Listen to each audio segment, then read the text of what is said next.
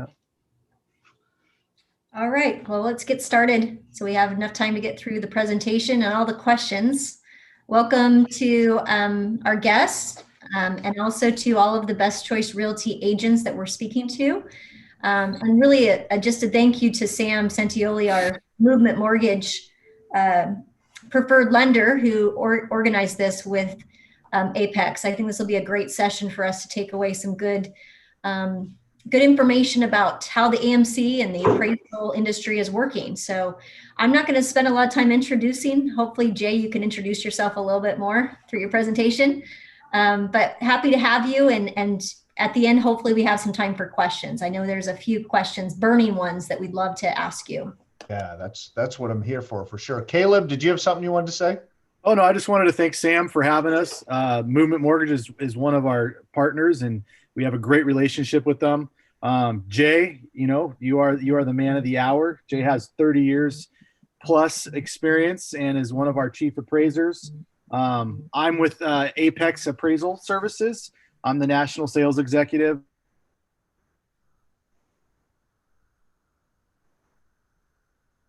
Uh-oh. He froze. The world of Zoom. Yeah, All right. looks like. Should we just keep going then? Yeah, keep going. He's frozen. There we go. He's back. Did Caleb, I freeze? we lost you. Oh, I froze. Oh, well, Jay, I'll let you take it from there. So I don't know where it cut out. Sounds good. Well, so I'm happy to be here.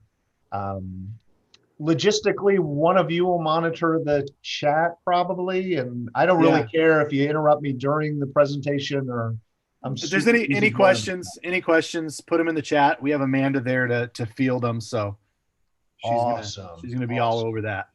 So super quick about us. Our company's Apex, National Appraisal Management Company. I don't know if I'm allowed to say this, but I think we're like top 10 in the nation in terms of volume of business. We have a great relationship with Sam and Movement Mortgage. So hopefully if you're sending your work to Sam's sending his work to us, and all the things that I talk about today that are important to Apex will be things you'll get to experience from an appraisal perspective. So that's it. Let's go on to the next one. All right. Okay, so let's talk for a minute, because I think a lot of you probably care about how COVID has impacted the appraisal world. And I think these numbers are Washington in the aggregate for the state of Washington. And it is really, it's pretty darn consistent with what we're seeing in Arizona also. And I look at sales as sort of a lagging indicator in the sense that an April closing is probably a March contract. So the numbers kind of lag what's happening at the present time.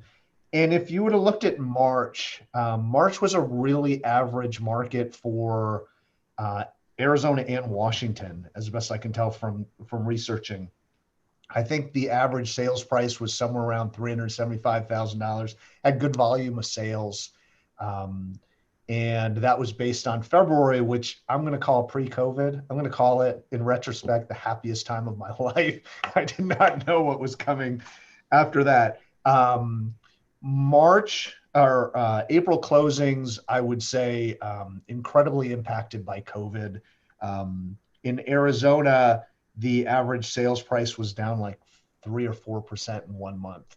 And then we started to experience this V-shaped recovery, which happened a lot faster than I expected. I thought we would need to see some good news about the virus before things started to appreciate. Shows what I know, because they didn't need good news. The market, I think the demand just surged. And as you can see from this chart, in 4-month period of time, we went from $360,000 average sales price to $405,000 average sales price. Like, that's incredible appreciation. But now you got to understand this from the appraisal perspective. One of the flaws of our process is we're using historic data to say what a house is worth today. Okay. And so it's easy when the market's flat, or the appreciation is at kind of historic levels, like if you're seeing 0.5% a month appreciation, as an appraiser, that's really easy to account for. Where it gets difficult is when you see significant declines followed by dramatic increases in value. And I didn't do the numbers for Washington, but just for example, we just are experiencing a 5-month 21% increase in average sales price. You want to talk about a moving target. I've never in my life, in my 30 years, seen consistently 4% appreciation on a month-by-month basis. So how does that impact transactions? From an appraisal perspective, it impacts things a lot, because what we're finding is we're getting appraisal orders with $450,000 contract amounts, but the comps are at 420, 430, 400. And for the most part, you can attribute that to these substantial increases in value. So I would say this to everyone on the call: you need to make sure that your appraiser understands what's happening in the market. I have the benefit of some additional resources that most appraisers don't have. I work in an office with a bunch of appraisers, reviewing and speaking to appraisers every day. I'm preparing daily for Zoom calls like this, so I'm acutely aware of how the market's reacted to the increased demand over the last 5 months. A lot of appraisers don't have that resource, and they don't take the time to do that research every time. And so that appraiser who's meeting you out at a property is probably a one-person shop operating out of their office, their garage, their cage, whatever. And they might not be spending the time to really research the market. And so that might be something as we talk about tools to prepare for the appraisal, one of the things you might want to do is prepare some sort of information packet that illustrates the appreciation we've seen over the last 5 months. On a personal note, on my appraisals, I am focusing more than ever in my 30 years. I am focusing on the most recent data I can find. I just finished a luxury home appraisal this morning, and all my comps closed within the last 2 months, because using a comp 6 months old now is kind of hard to reconcile, because you've got to account for the downs and the ups. It's just easier if I can use really recent data. And so I would suggest you guys focus on the really recent sales as well when you're putting together comps. All right, what else we got, Amanda? Let's go on to the next one here. So that's another thing. I think that you're seeing an appraisal industry that's not reacting appropriately to the pandemic that we're in. I think that 1 out of every 3 appraisals I'm seeing right now doesn't even mention COVID or coronavirus or pandemic.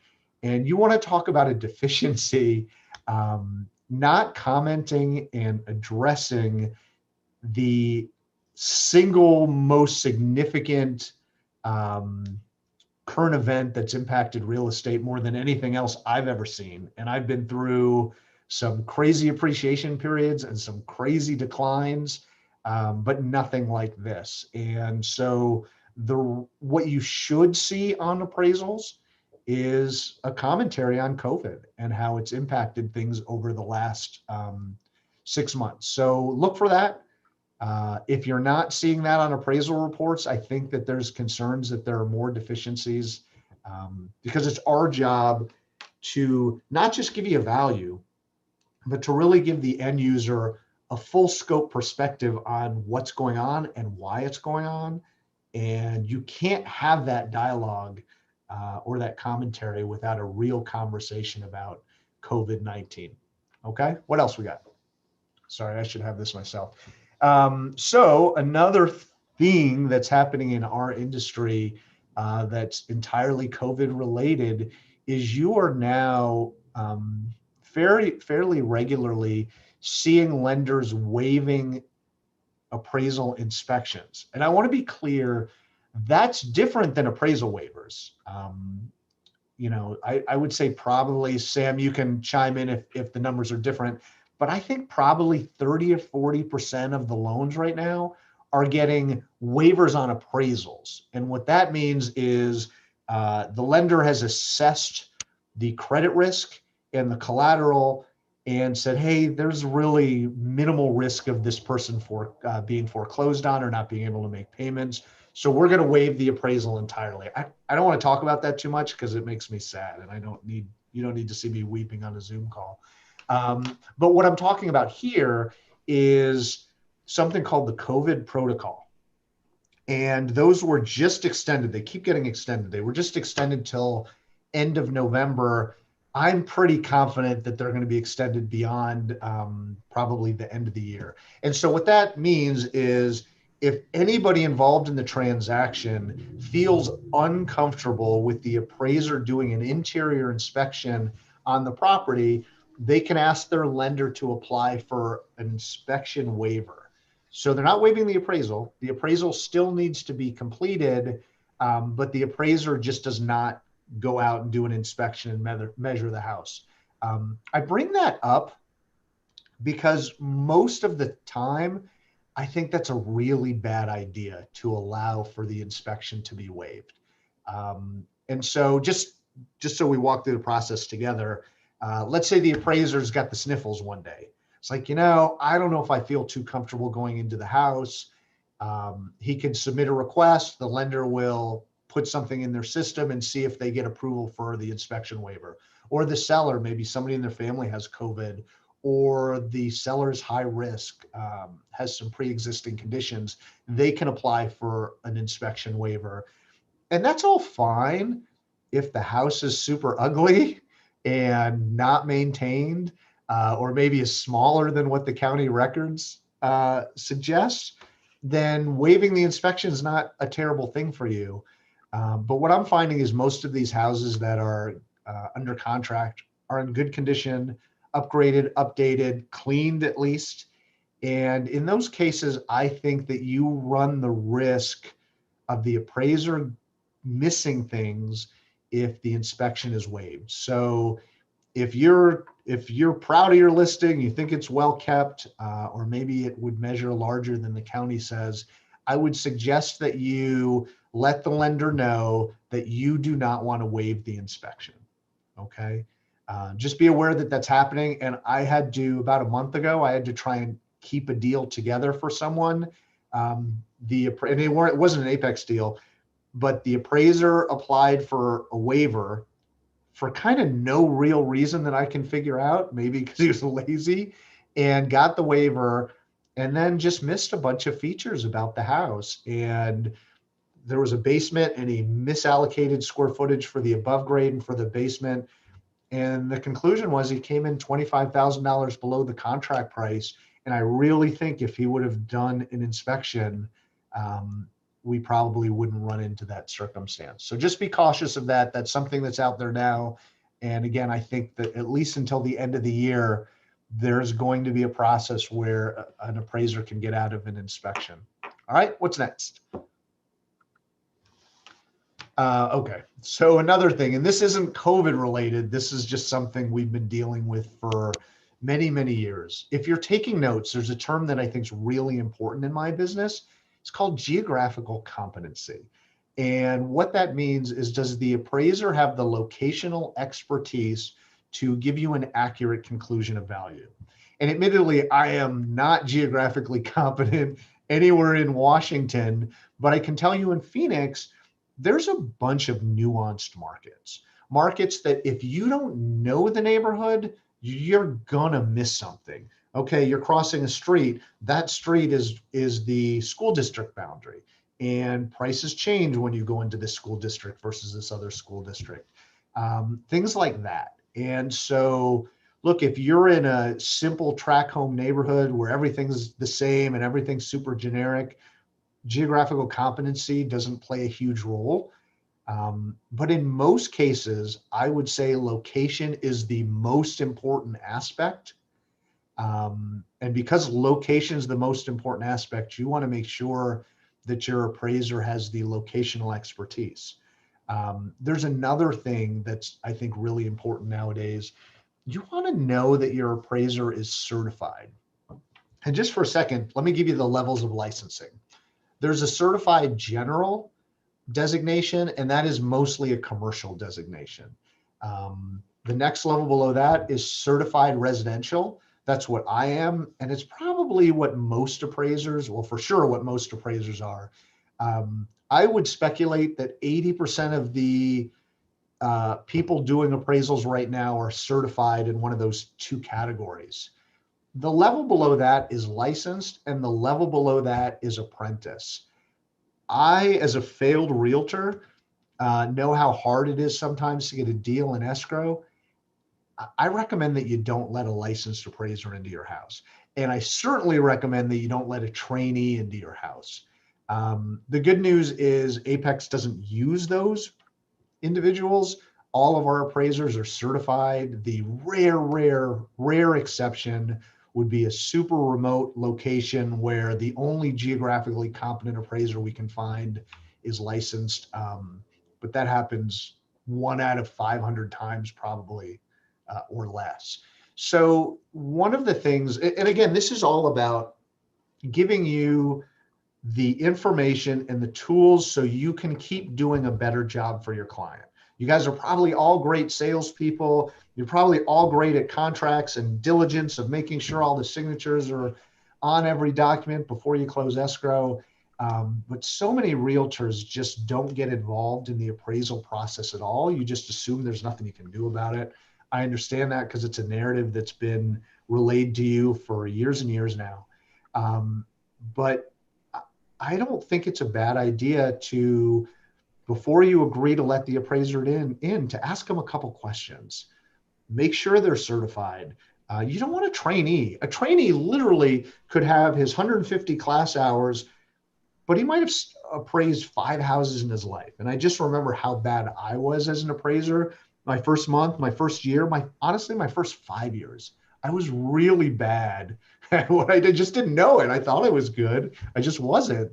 So I wouldn't trust my transaction to somebody who doesn't have the that level of certification that we're talking about. So maybe ask a couple questions before you let him in. I mean, no offense by this. You and I have never worked together before. All I'm trying to do is protect my client's best interests. I just have a couple questions to make sure that I'm comfortable that you know my neighborhood, because it's really important. I would ask them if they're certified. And just think of a question or two that somebody who knows your neighborhood would be able to answer. My favorite question, for multiple reasons, is can you give me an idea of what geographical boundaries you're going to use to select your comps? You want to make sure the appraiser knows not to go outside this, on the other side of this street, or this mountain range, or this park, or this school district. You want to make sure the appraiser understands the nuances of their neighborhood. And that's a really good way to gain some insight as to whether they do. If you're happy with how that interaction goes, set the appointment. If you're not happy, and I want to be clear about this, politely get off the phone. I have seen and heard stories about altercations as a result of this, and I don't want that to happen to you. So no matter how the appraiser reacts to your questions, you always be kind and professional and just say, hey, let me check my schedule and get back to you. And then you want to get to Sam or whoever your lender is, and eventually get to either the appraisal management company or the appraisal desk and say, hey, I don't want to let this appraiser into my house. They're not geographically competent. They couldn't answer this question, or they were incredibly unprofessional. And I think the majority of times you'll be able to get a new appraiser. I know at Apex, maybe I can see nod from the Apex people on the call, we'll find you a better appraiser. Hey, we screwed up. We didn't get you the right person the first time. We're going to work really hard to make sure we get the right person the next time. The good news is at our company, the primary focus for us is finding the right appraiser. And we don't get it right every single time. It's just so hard to do. But our program is looking for appraisers who work in the neighborhood where we're looking for an appraiser and has a track record of doing good work in that neighborhood in the past. Okay. So consider interviewing your appraisers before you let them in. Let's go on to the next slide. Hey, Jay, we have a question. So somebody asked, so is the desktop appraisal the same thing as waiving the appraisal inspection? Yeah, so there's different names for it, but there is, when you apply for an inspection waiver, and I don't know the process. I don't know if Sam, if you know it, feel free to hop on, but you're either going to get an exterior inspection waiver, which means, okay, you don't have to go in, but you still need to go to the property and still need to take pictures of the comps. And then there's also a desktop, which means you don't have to leave your house. I don't ask for that. I asked for that like the first few weeks we were in the middle of COVID, because my wife was like, if you go into any houses, Jay, I'm not letting you come into my house. She calls it her house. But I don't ask for that anymore because I want to go in these houses. I want to inspect them. So those are the two waivers you might get. And I don't really understand why you'd get one over the other. But yeah, you'll see if you are looking at page 1 of the appraisal, top section towards the right-hand side, there's a line that says map reference. And if the appraiser got a waiver, it'll say either desktop or exterior in that line. All right. Okay. So here's another thing, and this is COVID related. I would say also, normally when I'm doing an appraisal, and today I have 6 inspections today. When it's all said and done, I'll have 6 inspections, and to a very small extent, I am no hero, but to a small extent, I'm putting myself at risk by doing that. You know, I go home to my 4 kids and my wife, and I've gone into 6 houses today. There is at least a chance that I can expose myself to COVID. And I run a smaller group within Apex, and we have 8 appraisers. 2 of them have had COVID. That's certainly way above the national average. I didn't think about it until the other day when somebody's like, how many of your appraisers have COVID? I'm like, I guess 25%. So you can help start the interaction off really well between you and the appraiser. And I'm just recommending that you meet the appraiser at the property for multiple reasons. But one of the reasons is to get there a little early and prepare the house. Just like you would if you were showing it to a potential buyer. Get there a little early. I like it when you get the sellers out of the house. Normally, I don't care. I'm one of the few appraisers who actually likes human beings. But right now, I would rather the sellers be gone with their sneezing, coughing, petri dish kids. And so I have less risk and I could kind of move around a little faster without any concerns. So getting the sellers out of the house, coming to the door with a mask on, and turning all the lights on and opening doors. I don't wear gloves at inspections anymore. I did that first month. I don't, but I would rather not have to turn on all the lights and open the doors. And I know that there's a bunch of appraisers who feel that same way. So not a bad idea to get there early, prepare the house, and I think that you'll start the interaction with the appraiser on the right foot. All right.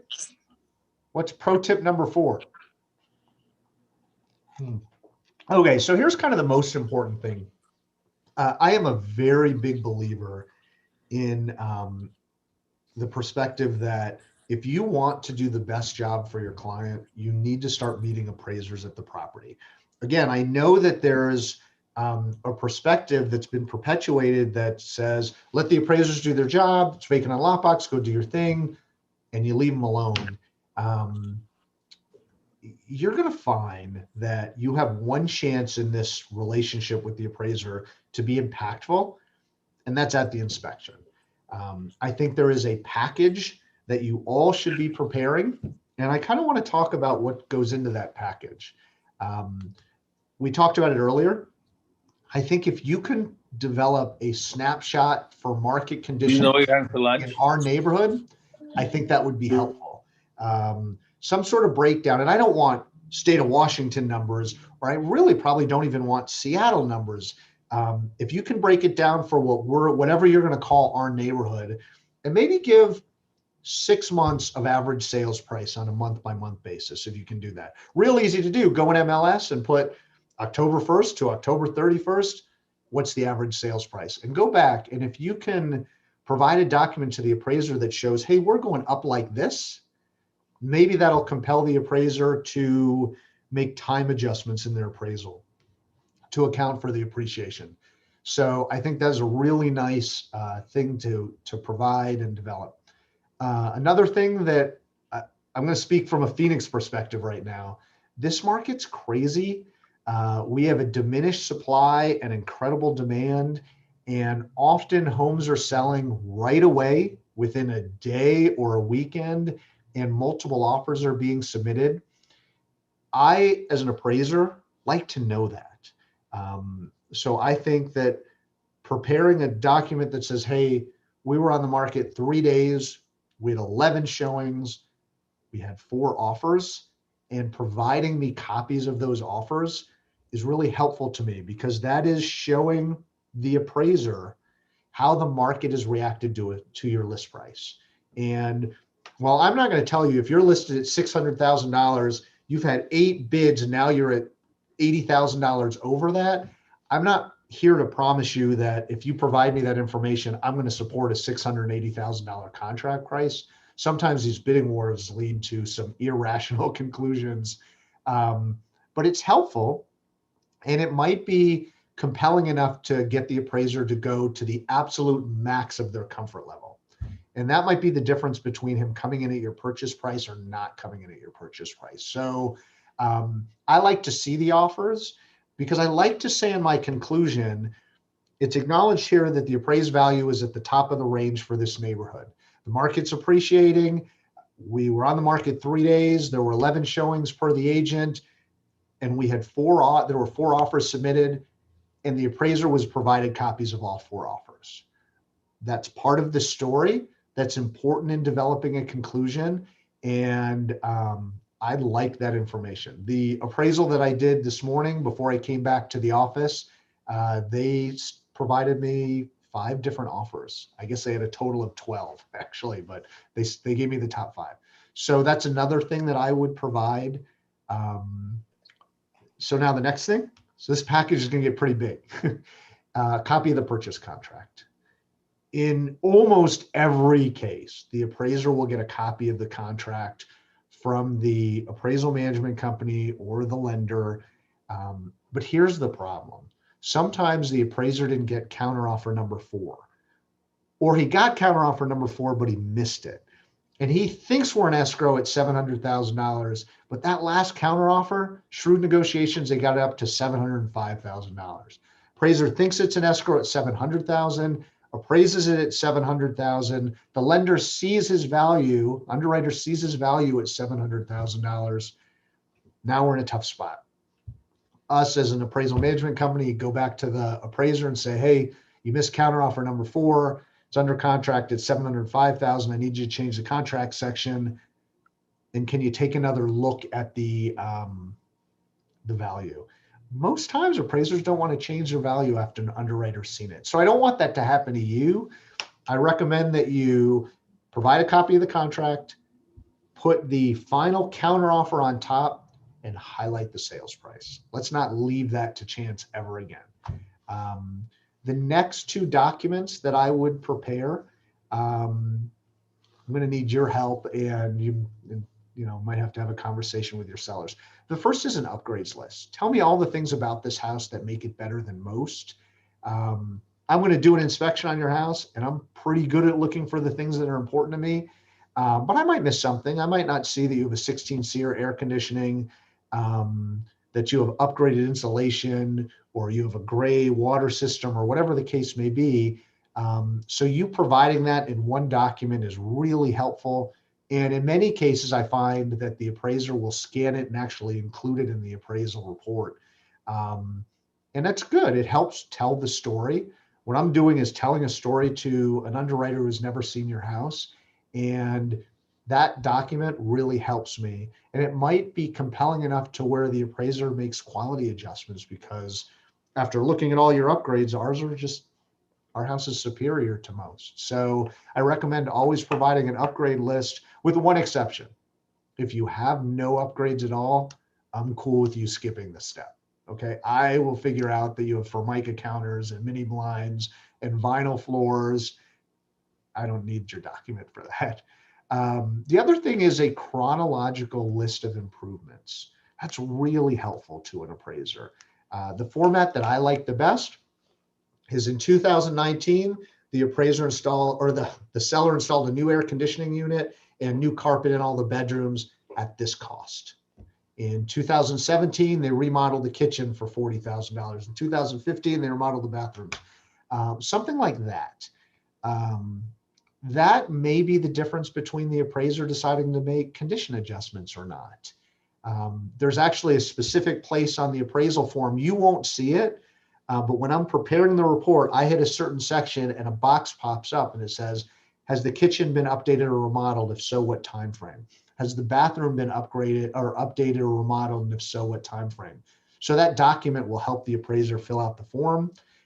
Again, I probably, and I think most appraisers will include that document in their final version, because again, it helps tell a story to an underwriter, and that's what we're trying to do. Okay, the last thing that I would provide are comps. I think that maybe I'd provide somewhere between 3 and 10. 3 is easy. You'll never see an appraisal with less than 3 comps. And so I don't think you should provide less than 3. My experience is that when I get a package with 1 comp, what that means is there's no other comps that support your contract price, and there's a good chance we're in trouble on this one. So I think that the format I like the best is give me the 1-page plano. Give me that 1-page listing. And if you know something about that house, maybe you were in that house, or you talked to the listing agent about that house, put some notes on there. Tell me, give me some insight that I might not have on my own. Maybe smokers live in the house and the house doesn't smell good. Maybe the kitchen always smells like tuna fish. I don't know, but those are things that don't usually show up on the MLS commentary. So I'll get that from you. And if you give me that information, I might not specifically reference the tuna smell, but I might say that there were aspects about this house that made it difficult to show, or it didn't show very well. Maybe it backs power lines or a busy street. I think that I'll catch that on my own, but let's not leave it to chance. I don't think I'd include more than 10 comps, because at just some point you're going to overload the appraiser. I would consider including a pending or listing. Most appraisals you see nowadays will have at least 1 pending or listing included. In fact, I think Apex requires it. So I would focus more on the lower price listings. I can find overpriced listings on my own, but the lower price listings are kind of important, because if you're at escrow at $800,000 and the house next door is listed at $750,000, the principle of substitution says if those houses are equal, would your house be worth 800 when you can go buy this house next door for 750,000? So maybe include 1 pending, 1 listing. And the other thing I'd say is don't ignore the bad stuff. Okay. I understand most of the time when a realtor is giving me comps, they're trying to give me comps that justify a contract price. But I think it's a little problematic, because sometimes the agent focuses so much on $800,000 that they start missing data that's really close and really comparable that the appraiser's not going to miss. And I'm a big proactive guy as opposed to being reactive. And I think you're better off saying, hey, here's this sale at $725,000, 2 doors down, sold yesterday. I know you're going to find it, but let me tell you why mine is better. Okay. I think that's a better approach than to just kind of ignore those bad things and hope that the appraiser misses it, because I'm not going to miss it. So that's the package. Again, I know there's a lot of realtors that, hey, it's vacant on lockbox, go do your thing. And then I'll just call and yell at you if you come in low. It's just, that's reactionary and it's not effective. As most of you probably know, it's really hard to get an appraiser to change their value once they've submitted it and it's been seen by underwriters. So I want to get us all doing the right thing on the front end, so we're not placed in this position later. So that's kind of what I got. Hopefully there's some good information in there for you, and I'm happy to answer any questions anybody has. Great, that was awesome. Thanks. One question, Jay, I see in the chat is, do you pull comps before you go to the inspection? And do you have an opinion of value before you get to the property? Really good question. I haven't been asked that in a long time. So yes, I do pull comps ahead of time. And no, I don't conclude a value before I get there. I run data, and I have my process on how I do that. I start in my subdivision and work out from there. But I don't look at it. I just want to have it in my file. And then I go to the house really not knowing what I think it's going to come in at, not spending time looking at the comps. And I do that because I want to be really open-minded. I intentionally don't say, oh no, this comp's low, this comp's low. I want to see the house first, and I want to go into that house without a value opinion in mind, and look at everything really open-minded. So no, I don't have I don't have an idea ahead of time. I do run the comps, and that way, if somebody says, "How you feeling about this? You feeling good about this?" I can answer honestly, I don't know. I really don't know.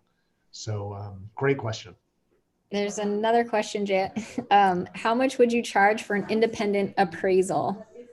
Yeah, so for me, to fly to Seattle, no, I think our base fee, Caleb, or one of you guys probably have a better idea what our normal base fee is for that market. I noticed we didn't have a slide on that this time. Caleb, what's our normal starting fee for Washington, Seattle area? So it varies depending on the time of year, I swear, but it starts at about $750, and you're going to work up about $800 for the FHA transactions. Now, any complexities on the property are going to have add-ons, and then what constitutes a rush in this market.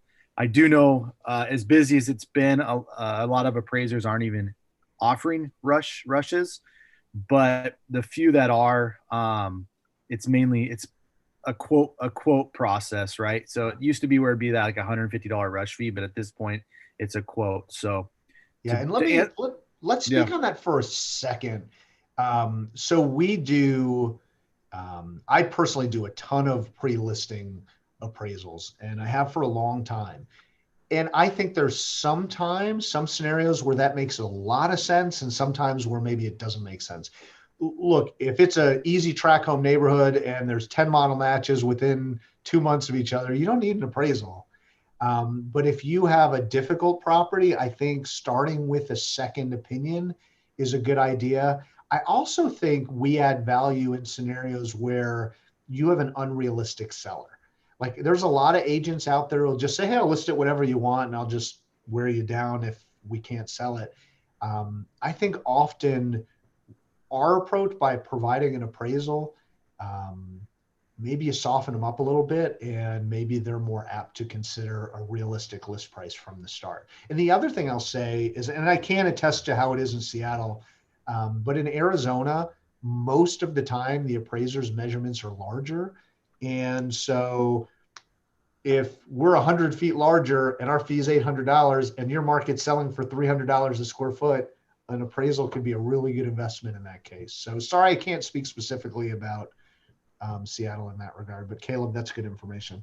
One thing too that anybody can do is go to our apex1.com site, and there is private party appraisals on there that you can actually order and get a quote for. So that's something that could be an option for you too. Yeah, what a great idea. Just go and get a quote, and then you can go back to your sellers and decide if it's realistic. And that's one spelled out, right? O-N-E? Yeah, apexone.com. Got it. And then Jay, there's a couple more questions. So what are the common things you are seeing that trigger a reappraisal? Or like I wonder if that would be a second appraisal. Values. So I'm sorry. Where do you think we're going with that? I wouldn't mind whoever asked that question got unmuted. And they would be like water heater straps, that kind of thing. Are we still seeing those being called out? Yeah. So it's different for FHA versus VA or conventional. There's nuances. Conventionals are the easiest in that regard because Fannie Mae kind of leaves it to the appraiser, where FHA is a little more specific and VA is too. It's a hard one to answer because it really varies from appraiser to appraiser. You'll have an appraiser who will be a real stickler for repairs, and they'll call out things that I would never call out. For me, adverse health and safety is the big issue. If there's something about a property that I feel is unsafe, then I'm going to call for an inspection. Like stairs without a railing is something I would call for inspections. I had one the other day where it had a roof deck and no railing at all. Like literally a kid could go out the door and just be off the ledge in a minute. So that's a adverse health and safety issue. I probably don't have a great answer for that. There are, on a conventional, I don't really care about the water heater at all. But in an FHA, I'm going to look and make sure it meets the HUD minimum standards. So sorry, I'm pretty vague on that. That's one of those things that it's just luck of draw. Are you going to have an appraiser who's really nice and maybe he's kind of in a hurry, who's not going to call for much? Or are you going to get that appraiser who's just going to call for everything? I had somebody the other day, I got a complaint from a realtor, a house built in 1990, conventional loan, had chipping paint, and the appraiser called for scraping and repainting of the area with chipping paint. If it's not a lead-based paint issue, I don't know why an appraiser would call for that, but sometimes they do. So can I jump? Can I have Caleb or Amanda talk about? So I think we have some newer agents on this meeting, and the process of ordering an appraisal is still pretty opaque.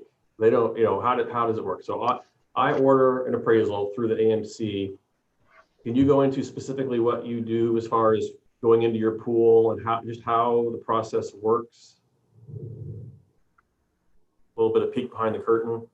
Yeah. So depending on what LOS platform you have, or what platform you're using, it comes over to us, and we have an appraisal management software called Ascent. That software basically is going to help identify what appraisers' profiles match to that property. That's going to be geographical competency. It's going to have things in there like their revision rates and what markets they serve via counties, things like that. Apex has a customer service specialist that is assigned to Movement Mortgage, right? That person is going to then reach out to the appraisers that have the profiles that match that property.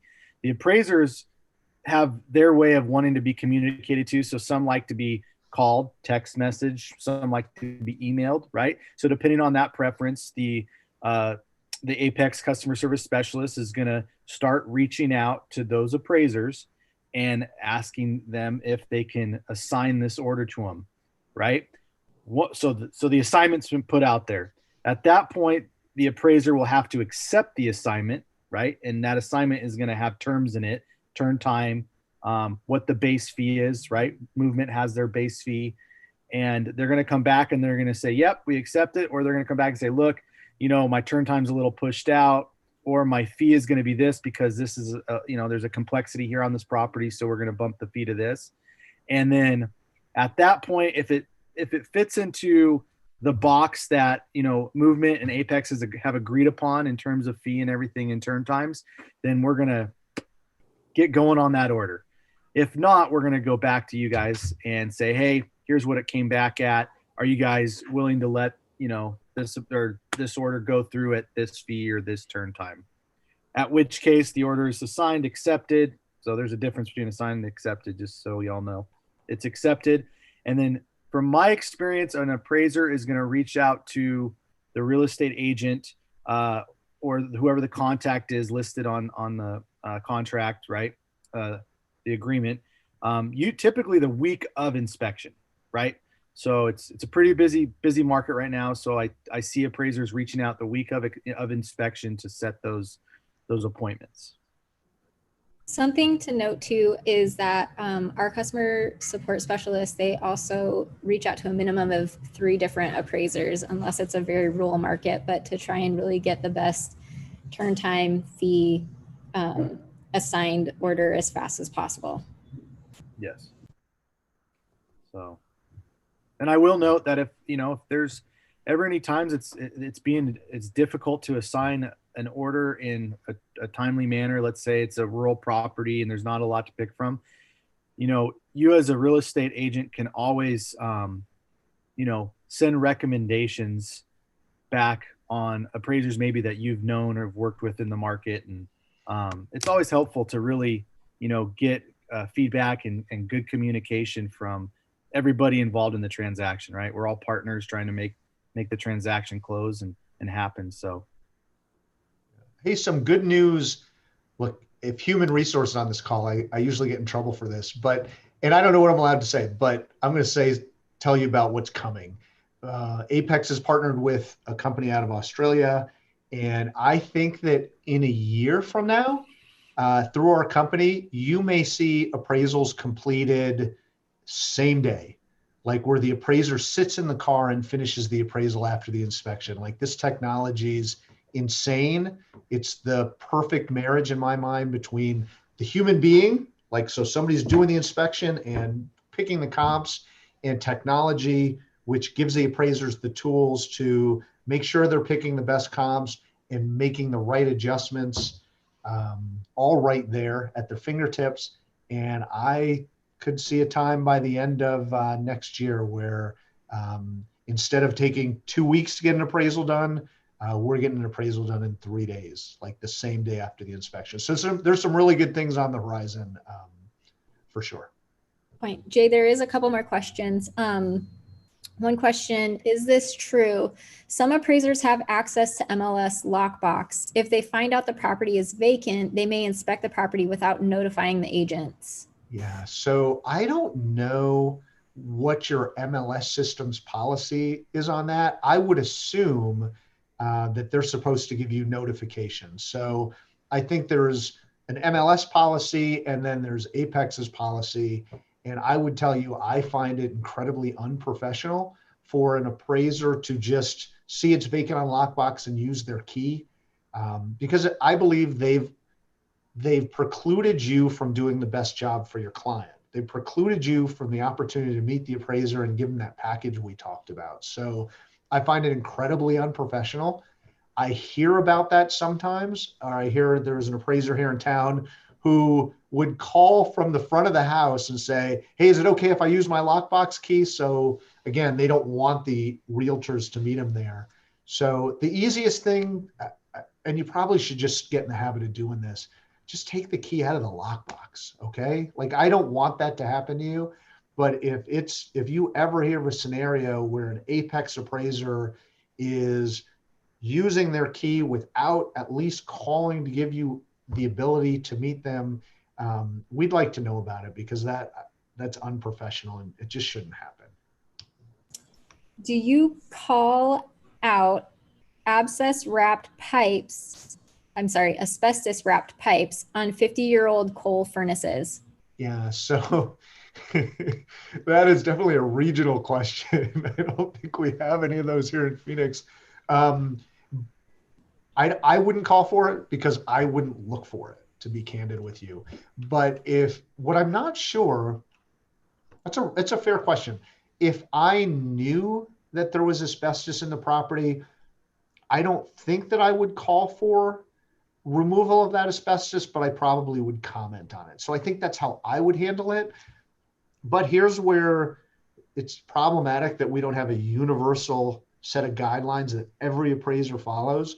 If that individual appraiser says it's an adverse health and safety issue, that there's asbestos on that property in any form, they're going to call for that to be remedied. So I don't think most appraisers would catch that, which means I don't think most appraisals would have a condition like that.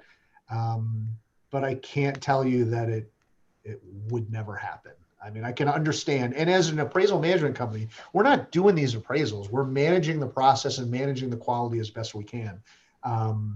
So I don't think I would win an argument if I called the appraiser and said, I'm not seeing people conditioning for that.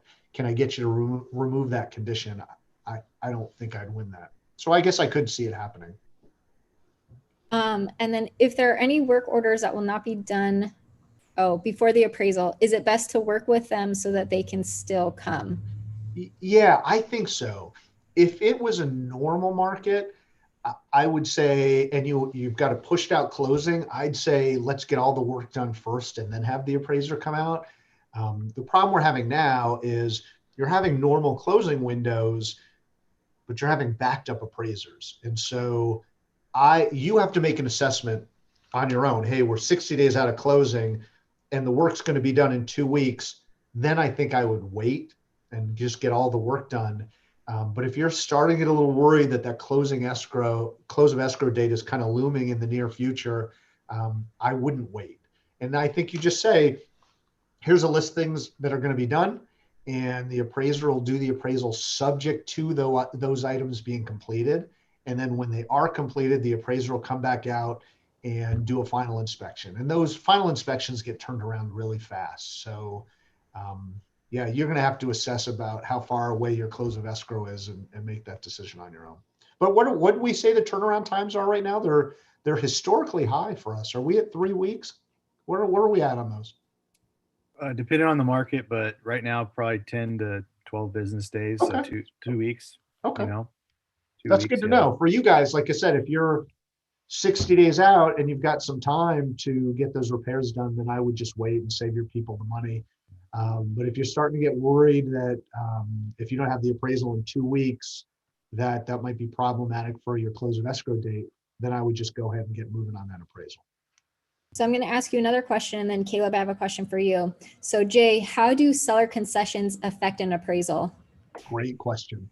So this is where it's going to seem unfair. And I'm going to perpetuate the theory that appraisers don't like realtors and we're all out to get you. So if the subject contract has seller concessions, I don't care. There's nowhere on the sales comparison approach, when I really start writing up the appraisal, there's nowhere for those concessions to be dealt with. So the purchase contract information for the subject doesn't matter to me. Let's say the house is selling furnished, has no impact on my process and how I conclude a value. So here's where it's going to sound unfair. Subject has 3% in seller concessions. Comp 1 sold with 3% seller concessions also. Most appraisers probably will make a downward adjustment to that comp for having seller concessions. Here's why. Again, as I've stated, the subject purchase contract should have no impact on the conclusion. It does in some cases, but the terms of this purchase contract for the subject do not matter. But now when we're talking about a comp, if that's sold with a $10,000 seller concession, what the appraiser needs to assess is, did that $10,000 concession impact the sales price? Okay, it's an escrow at $400,000, $12,000 seller concessions. Would that $400,000 sales price have been lower if there were no concessions? And in most cases, I think the right answer is yes, because the seller is most concerned about what's the bottom line to them at closing.